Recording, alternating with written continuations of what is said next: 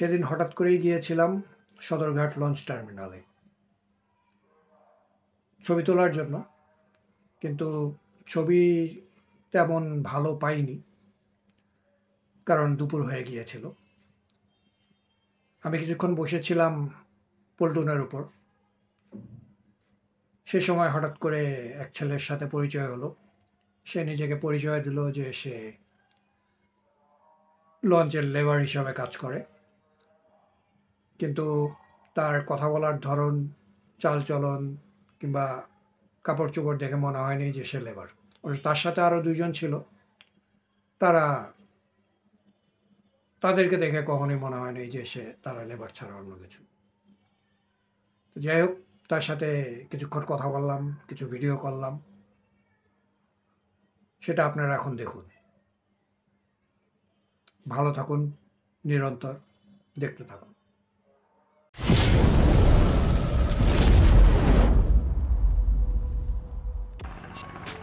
তোমার নাম দিয়ে শুরু করো। জি, তোমার নাম?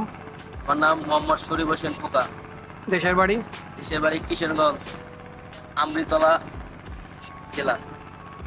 বাসায় বাপ মা ভাই বোন সবাই আছে?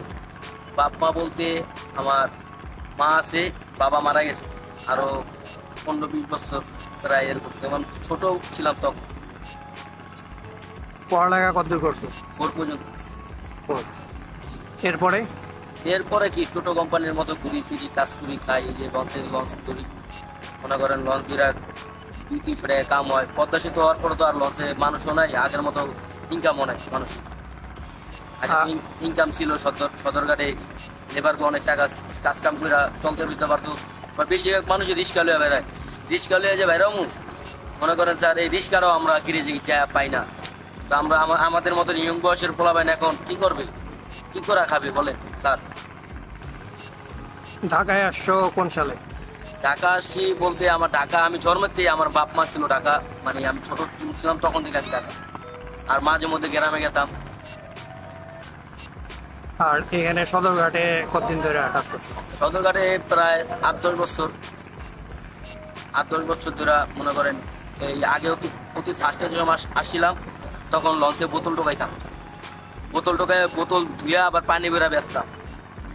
200-300 টাকা ইনকাম হতো ওখান থেকে। আবার সকালে লঞ্চ ধরতাম, মানুষের বোঝা নামাইতাম, বুস্তা নামাইতাম, মাছ নামাইতাম। এই যে হুন্ডা আসে লঞ্চে, হুন্ডা নামাইতাম, মানে এরকম কিছু আমাদের। আচ্ছা, জীবনটা অনেক কষ্টের স্যার, বুঝছেন? আমরা গরিব মানুষ তো, গরিবের জীবনটা অনেক কষ্টের স্যার।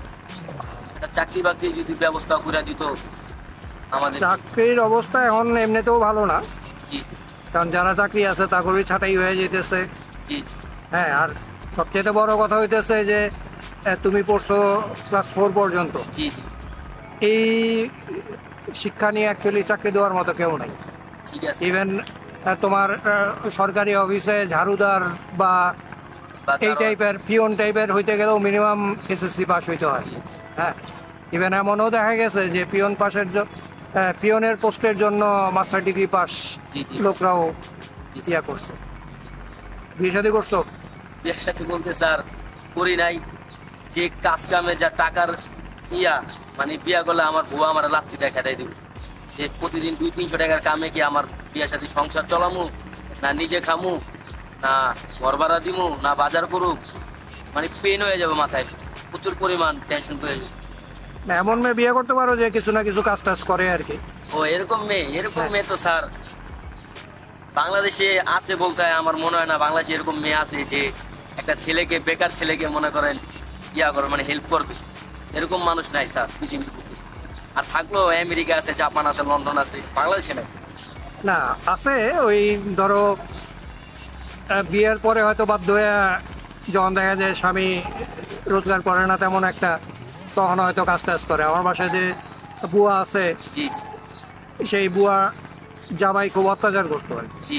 হ্যাঁ, তো পরে বুয়া বাধ্য হয়েই বাসায় কাজ করতেছে।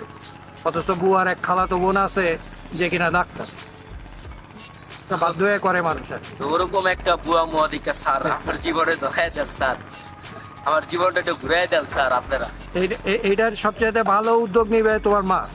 জি, হ্যাঁ, তোমার অনেক ধন্যবাদ। Thank you, ভালো sir. লাগলো। জি